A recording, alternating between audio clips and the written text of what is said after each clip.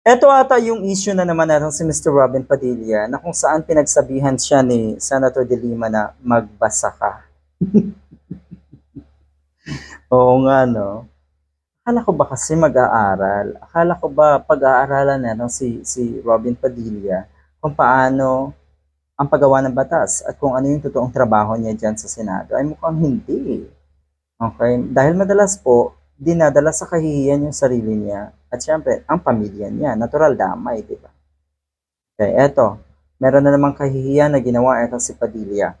Layo ng resolusyon na inihain na Senator Robin Padilla na magdagdag ng 30 pang senador na magre-representa sa iba pang legislative regions sa bansa.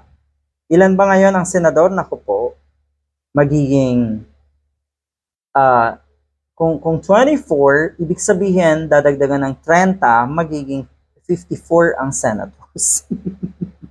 Siguro gusto niyang idagdag sina Philip Salvador, yung kanyang mga kaibigan na nasa showbiz dati, pati yung asawa niya at marami pang iba. Ganon. Kaya tuloy na pagsasabihin kayo na magbasa. Ano ba kasi? Robin Padilla wants to expand current number of senators to 54, additional of 30 kasi. Reaction ng mga netizen. Yung 30 daw na idadagdag ay magiging kagaya ni Padilla. Ay lalong dadami talaga ang pasanin at pasakit ng ating bayan kung ganon. Lalong dadami ang clown dyan sa Senado kung eto nga ay magkatotoo na dadagdag ng 30. 'Di ba? Diyos mio, Ginoo, piliin ang susunod na iboto, hindi yung mga taong nagdudunong-dunungan at ginagamit ang kasikatan. Maganda yun yung ginagamit ang kasikatan. Yung dyan nga sa 24 na yan, alam natin na karamihan dyan ay either kasikatan ang ginamit or dahil nasa pamilya ng mga politiko. Ganon sila-sila lang, umiikot sa mga taong, anyway, ganid sa kapangyarihan. And the reason for that, remember, we have a lot of laws. What we need is proper implementation. What is the job description of the senators and congressmen still not enough for a small country? I don't think so. What we need is to let the local government to be more systematic implementing their duties and responsibilities. Yun lang.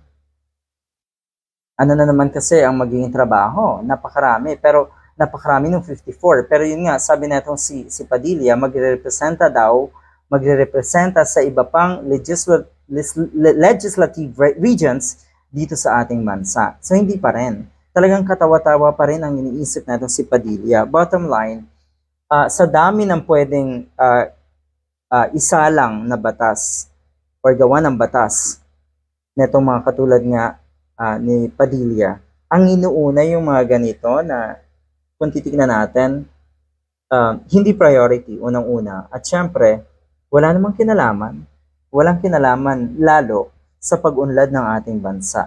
Panggulo lang talaga ang katulad na si Robin Padilla. So dadagdagan mo ng 30 uli na panggulo ay talagang kawawa ang ating bansa.